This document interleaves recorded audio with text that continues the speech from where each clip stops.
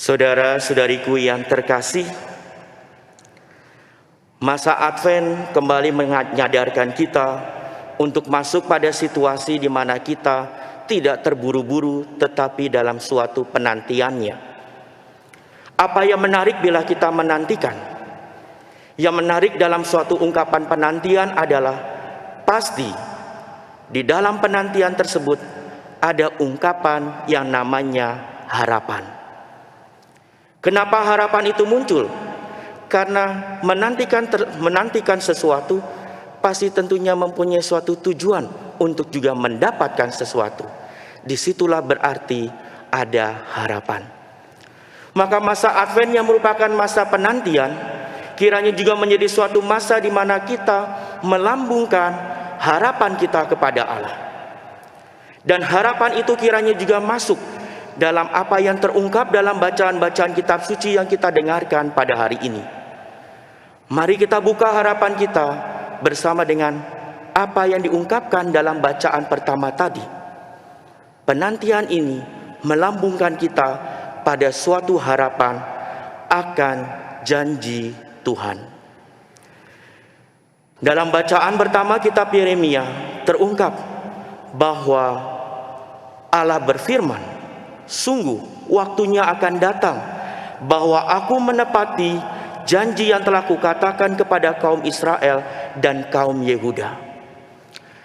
Melambungkan harapan kepada Tuhan merupakan melambungkan harapan dalam suatu ungkapan keyakinan akan janji di mana Tuhan akan menyatakan kuasanya. Maka pada masa Advent ini harapan kita harus jelas. Harapan yang kulambungkan kepada Tuhan dalam suatu ungkapan kerinduan dan keyakinan bahwa akan ada kedatangan Tuhan, akan ada suatu ungkapan iman kelahiran Yesus yang kiranya di situ menyemarakan harapan iman kita untuk menantikan berkat kelimpahan kasih-Nya. Maka janji ini yang kita yakini, janji ini yang kita senantiasa menjadi suatu pedoman hidup kita, di mana dalam janji tersebut penantian kita bukanlah penantian yang kosong atau sia-sia, tetapi penantian yang penuh harapan akan berkat yang kita mohonkan, akan rahmat yang ingin kita terima, sehingga hidup ini senantiasa dalam cinta dan belas kasih Allah. Maka dalam ungkapan harapan tersebut, janji tersebut bukanlah janji yang semata-mata hanya kita meminta, tetapi janji yang kita juga ungkapkan dalam suatu di mana diri kita mengungkapkan juga suatu ungkapan bakti kepada Allah dalam harapan akan janji tersebut. Maka di sini kita masuk dalam refleksi dalam bacaan yang kedua tadi, di mana surat Rasul Paulus kepada jemaat di Tesalonika mengingatkan kepada kita, Tuhan menjadikan kamu bertambah-tambah dan berkelimpahan dalam kasih satu sama lain dan dalam kasih terhadap semua orang, seperti kami pun menaruh kasih kepadamu. Maka di sini kemudian diingatkan, di mana kita diajak untuk senantiasa hidup berkenan di hadapan Allah. Kamu telah mendengar dari kami bagaimana kamu harus hidup supaya berkenan kepada Allah. Janji tersebut kita jalani dan kita perjuangkan dalam suatu ungkapan bakti kita kepada Allah dengan mengupayakan hidup yang berkenan kepada Allah. Maka masa penantian pada masa Advent ini tak lain juga adalah kita yang senantiasa menghiasi perjalanan masa penantian ini dengan hidup berkenan kepada Allah. Nah, disinilah kiranya juga menjadi refleksi sederhana kita. Dalam masa penantian atau ketika kita menantikan, pasti ada godaan-godaan yang sangat sederhana, yakni ketidaksabaran, yakni mengambil jalan pintas, yakni mengabaikan segala sesuatu demi yang penting tercapai tujuan. Disinilah akhirnya kita diajak dalam menantikan tersebut, apakah kita berupaya dan berusaha menjalani hidup untuk senantiasa berkenan di hadapan Tuhan seraya kita menantikan janji Allah kepada kita. Maka kita akan masuk dalam refleksi dari bacaan Injil. Bagaimana hidup yang berkenan di hadapan Allah? Bagaimana hidup yang senantiasa pada akhirnya bisa kita katakan dalam upaya dan usaha kita membahagiakan Allah? Maka kita diajak untuk masuk dalam refleksi Injil, di mana tadi dikatakan dalam ungkapan penantian harapan tersebut, di mana nanti ada banyak tanda-tanda, tetapi kita diingatkan supaya kita jagalah dirimu, jangan sampai hatimu syarat dengan pesta pora dan kemabukan serta kepentingan-kepentingan duniawi, dan jangan sampai hari Tuhan tiba-tiba jatuh ke atas dirimu seperti suatu jerat. Hidup di hadapan yang berkenan di hadapan Tuhan, kita diingatkan kita menjaga diri. Menjaga diri dalam arti apa? Dalam arti kita senantiasa membangun suatu ungkapan mawas diri. Mawas diri untuk semakin tidak terlena akan apa yang ada di dalam kehidupan ini. Tidak terlena dengan apa yang juga menjadi keinginan dan naluri kita. Tidak terlena dengan apa yang juga menjadi godaan-godaan setan. Tetapi senantiasa berjuang untuk memenangkan Allah, membahagiakan Allah dalam suatu ungkapan penantian akan janji Allah.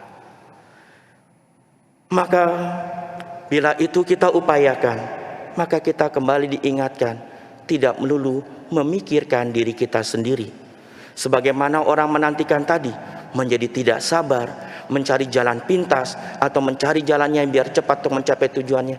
Disinilah kita diingatkan untuk bertekun dalam hidup yang berkenan kepada Allah.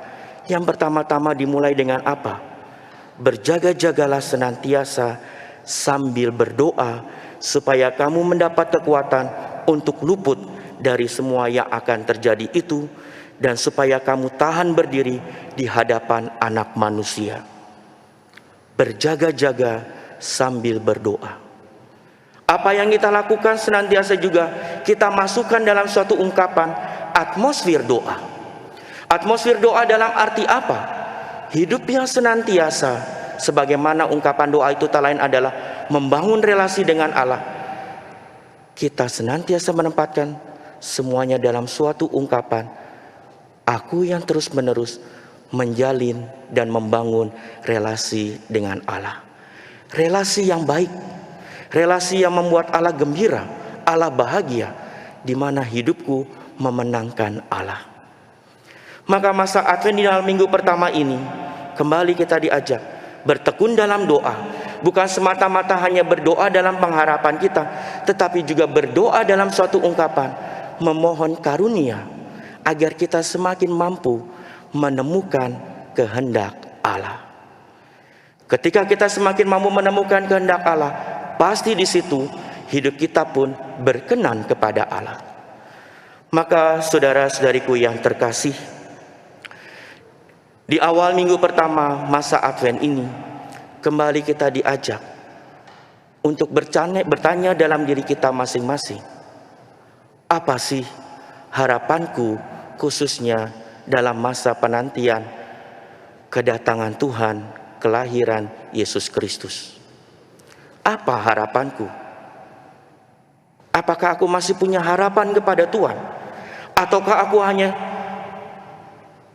dihimpit oleh berbagai kecemasan-kecemasan, ketakutan-ketakutan, kebimbangan-kebimbangan atas apa yang terjadi dalam hidup ini? Apakah aku masih punya pengharapan itu?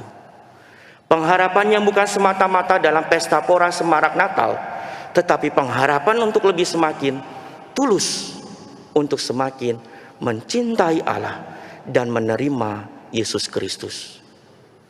Sehingga dengan demikian hidup ini kembali berkenan kepada Allah. Dan ketika hidup kita berkenan kepada Allah, pasti berkat dan rahmat itu diberikan sebagai janjinya kepada kita.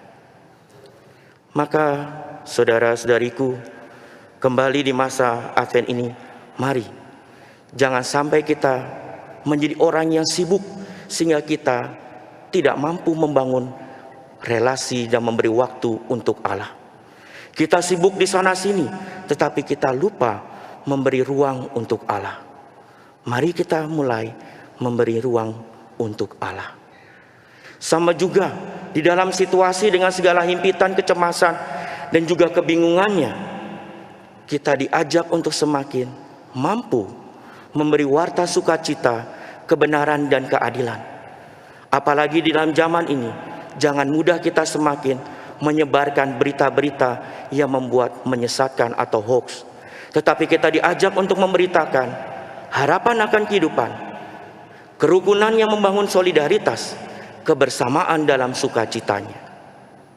Sehingga dengan demikian, hidup ini nampak betapa Allah semakin hadir, mewarnai dan memberkati hidup kita.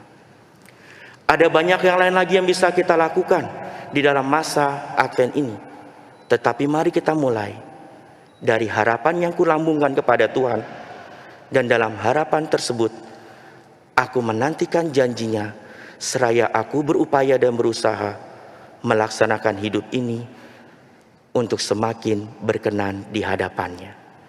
Semoga kita diteguhkan dalam iman, dalam harapan dan kasih kita kepada Allah di dalam masa Advent ini, dan kita tidak takut untuk berjuang dalam kehidupan untuk menyenangkan Allah, membahagiakan Allah, di mana kita percaya jika itu kita lakukan, pasti Allah menyatakan janji keselamatan, keadilan dan kebijaksanaan, penghiburan dan kekuatan kepada kita.